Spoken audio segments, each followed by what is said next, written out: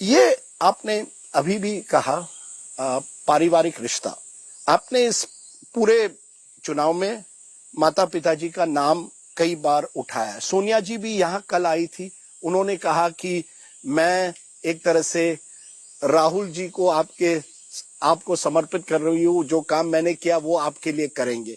आपने कहा था मेरी माँ को विरासत में शहादत मिली, दौलत नहीं, एक भाषण में कहा था पिता को।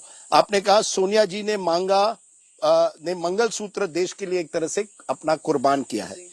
क्या आप एक तरह से इमोशनल अपील कर रही है जब सोनिया जी ये भाषण करती है कि आप चाहते हैं और भाजपा चाहती है कि हम चुप रहें और हमारे परिवार के बारे में जितने भी अपशब्द बोले जाएं, जितना भी उल्टा शुल्टा बोला जाए वो ठीक है।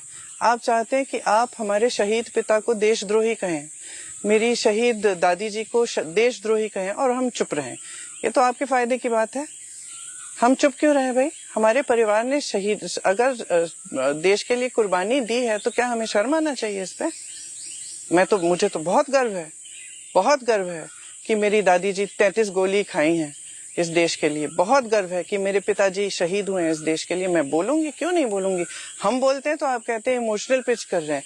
मोदी जी रोते हैं खामखा किसी भी छोटी चीज के लिए, इंटरव्यू में वोटों को लेने के लिए, तो वो इमोशनल पिच नहीं है।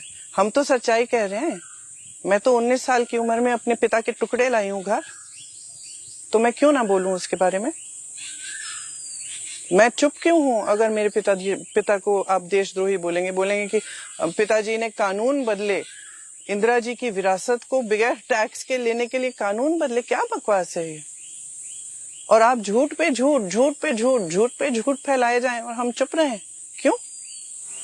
तो जब सोनिया जी मुझे तो बहुत गर्व है अपने परिवार पर और मुझे बिल्कुल कोई शर्मिंदा नहीं करेगा, खास तौर से बीजेपी के नेता। तो जब